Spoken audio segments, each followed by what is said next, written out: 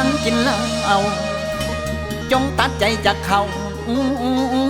น่าอายบ้างเพิ่นสิสาเอาเหล่ามาแก้ปัญหาไผว่ามันสิซอยใดให้ฟังน้องนั่นเก่าเตือน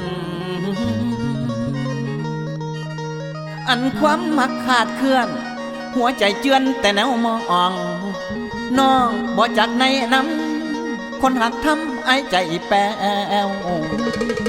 ให้ไอ้ทนกัดแขวสัดน้ำตาอย่าได้ห่วงหูพ่อแห้งว่าเขาลวงสิทวงขึ้นกะบ่ได้เขาทำแล้วปล่อยไปอย่าอะไร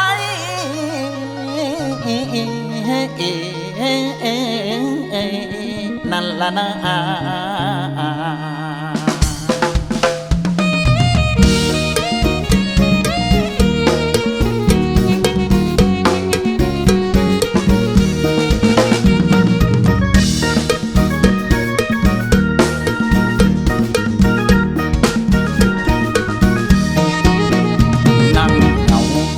แต่สาวจนคำย้อนการกระทำของหญิงหลายใจคันบอกกินเหล้า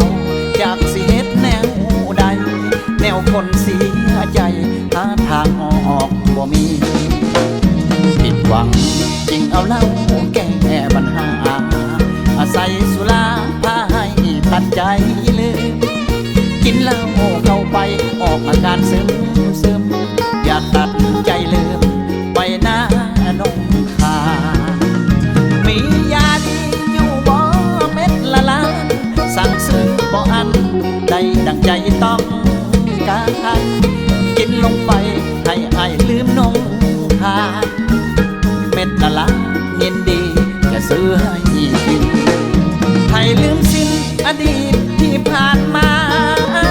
แต่ภาพติดตาไอ้ยังจำขึ้นสมอง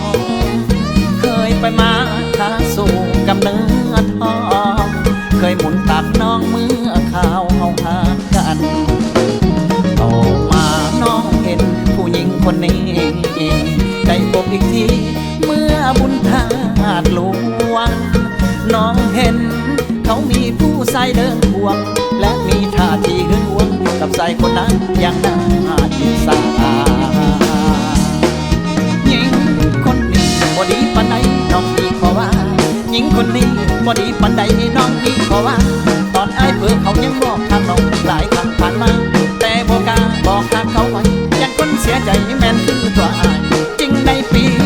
บังไว้ท่านบ่ไหลยังหายบ่เสื่อแล้วว่าอ้ายหักแข้งกระดองบ่อยากขัดความสุขของอ้ายยันทั้งเจ้าสีนายสั่งบัดอ้ายผิดหวังน้องยิ่งบอกข่าวจงเศร้าเสียใจสะเด้ออายจังแม่นจังไรมาอ่านกินทั้งอายและน้องปัดโผเนื้อทองคือเห็ดขักแท้ลาสิหลอกทั้งอายทั้งน้องให้เสียน้ำตาสั่งโปรดแทนา